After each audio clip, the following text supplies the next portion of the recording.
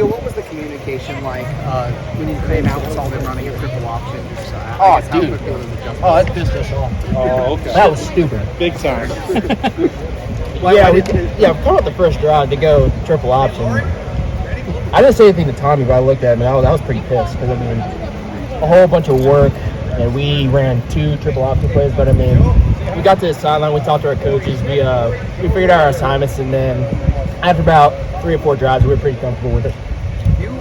It looked like you guys were seeing it pretty well. What allowed you to make those adjustments so quickly and assimilate and shut down that scheme? I think just being able to communicate between us and the coaches, just them looking up top, Coach Knowles and his little nest up there, just seeing what's going on, telling us how to play off it, and then us just executing.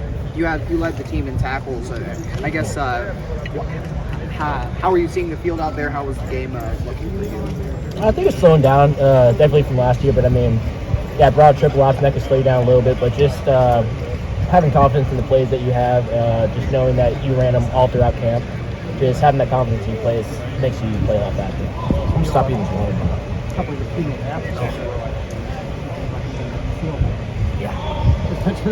Yeah, I mean, we're a lot closer, I think, as a defense compared to last year.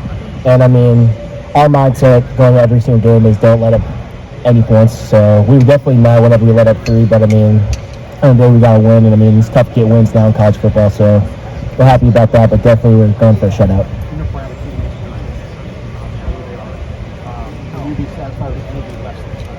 We're going for shutout every game. That's the goal. What's different year 1 to year 2 about you and Tommy as co-starters?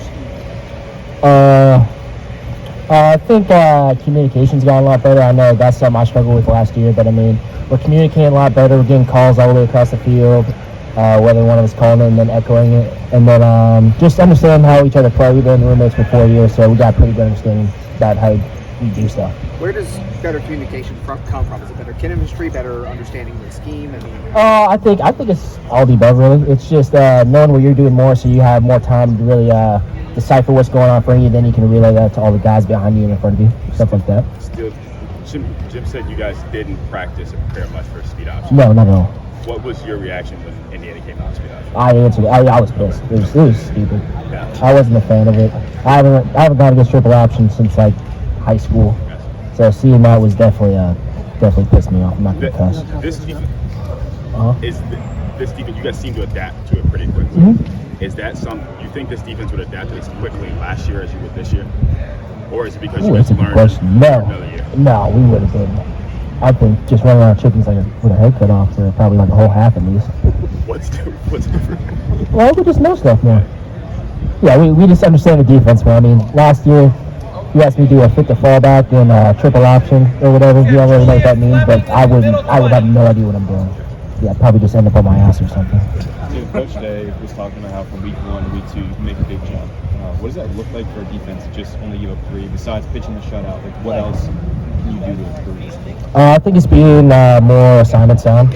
I mean, there were times where we had some busted coverages, busted fits and stuff, but they didn't capitalize on it. So in the meeting room out on Sunday, we went over it, even though it wasn't supposed to play or anything. Coach pointed it out and made sure that we saw that so we can go in the meeting room and fix it. So I think just being more sound in just every facet of the game. Describe Youngstown's kids offense. I don't want to do that. It's more conventional. I don't want to spoil anything.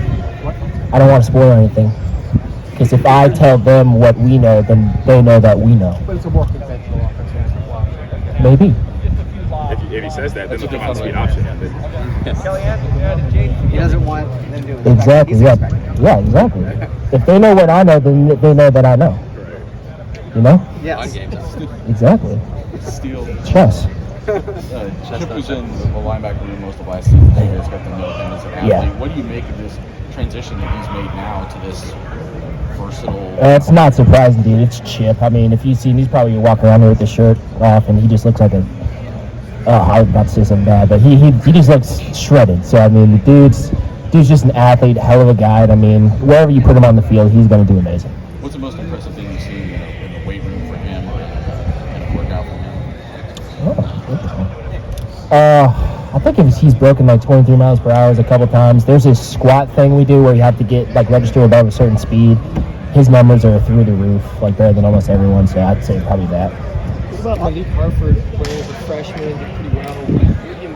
What do you like about him? Dude, he's like a spark plug. I mean, during camp, he was just all over the ball, a bunch of picks, forcing fumbles and stuff. I mean, he's a lot better than I was at first. I'm like, my gosh, I wouldn't know what the hell to do. But he's just a hell of a player. I mean, he's picking up so quickly in this defense. I mean, he's on a trajectory to just do great things here. It's pretty amazing. You guys look like you wanted to be out there, that you were eager when you were on the field.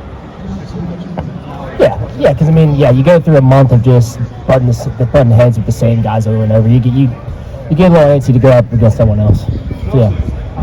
Oh yeah, playing with a lot more confidence, I think, this year. You talked about being antsy to go up against someone else. Was there a play Saturday when, like, for you, really said, "Hey, I'm back. It's game time again"? You know. No, not really. I mean, you always have like pregame jitters and stuff, and then once you hit someone like first play, then you're kind of good. So yeah. Jordan said it was the first scrimmage in camp. He thought the defense. He saw the defense really understand everybody's job. I would say somewhere around that period. I couldn't tell you exactly when, but yeah, I mean, there was just a lot more excitement just getting on and off the field as a defense. There was just a lot more energy, I felt like, during like those scrimmages. So yeah, I could see why you'd say that. When you translate that to a game where you have to learn on the fly, does that give a defense more confidence going forward, knowing that even if we haven't specifically prepared for this one thing, we can adjust to it? Yeah, absolutely. Because I mean, like I said earlier, everyone's just a lot more knowledgeable about like their assignments and stuff. So if you just implement like what they're doing, and then I don't even know where I was going with that. If you understand what they're doing and then you just make adjustments on plays that you already know, then it just becomes a lot easier. When you make that open field tackle like you made, like the second or third play, I mean, that's pretty tough for anybody. Is that like a confidence booster when you go, man, I'm really back in here now? Yeah, it's crazy. I mean, we do that drill every Tuesday, and then third play of the season happens. So it just really shows you that the stuff that you do out here on the practice field really translates to the game. So that just it just makes you more appreciative of the coaches and like just little stuff you do, like setting up drills and stuff. Steele, who jumped out at you from the defensive line, the front in front of you guys, especially when you watch video from Saturday? I could tell you everyone. Geez, JT, Jack, Mike Hall, Ty, Mitchell Melton, Hero, Jaden McKenzie, just the entire front line, Tyleek.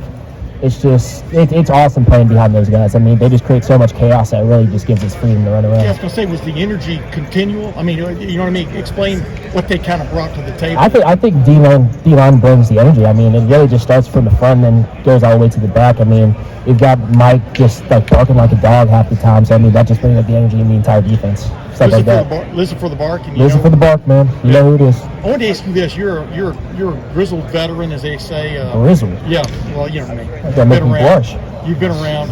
When a kicker goes in there and makes three kicks like Jaden did on Saturday, first time starter, you understand, what does it do for you guys from a confidence standpoint in him and vice versa, do you think?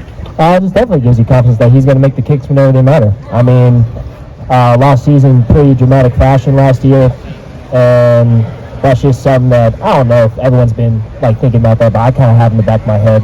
And him going out there and making 3 kicks first game, that's huge. And just hope he keeps that up. By last year, what are you referring to? Just the way the year ended, or?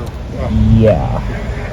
Do you notice a different connection right now between the pressure the front end is creating and the coverage that you're getting from the secondary? Oh yeah, definitely. They're just giving. I mean, last year there were times whenever the QB might have had more time to scramble around, and DBs were struggling like anyone would, just like plastering and stuff. But I mean, whenever the QB has less time to throw the ball, then it just makes it easier for the back end guys. So definitely, it all translates. That time early in camp that you and Jordan both talked about, where the confidence maybe started to build. How were the cornerbacks playing into that? Lights out.